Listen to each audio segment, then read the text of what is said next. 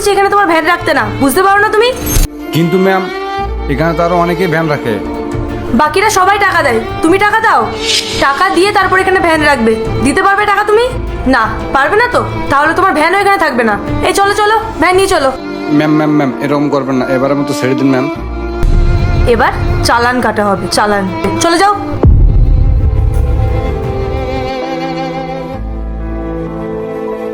এই নিন ম্যাম টাকা।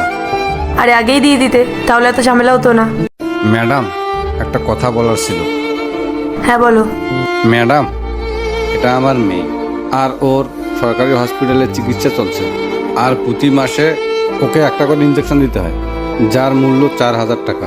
এবার আপনিই বলুন ম্যাডাম, ওই টাকাটা দিয়ে আমি ওর চিকিৎসা করাতাম নাকি আপনাকে দিতাম? যদি আমি আমার ভ্যানটাকে বাঁচাই তাহলে ওর জীবনটা চলে যাবে। হ্যাঁ ম্যাম বলুন। আরে কালকে ওই যে বসন্তপুর থেকে ভ্যানটা তোলা হলো না, হ্যাঁ ওই ভ্যানটাকে ওখানে আবার পৌঁছে দাও। তোমার ভ্যান পৌঁছে যাবে, আর আজকের পর থেকে তোমাকে আর কেউ জ্বালাতন করবে না। ধন্যবাদ ম্যাডাম।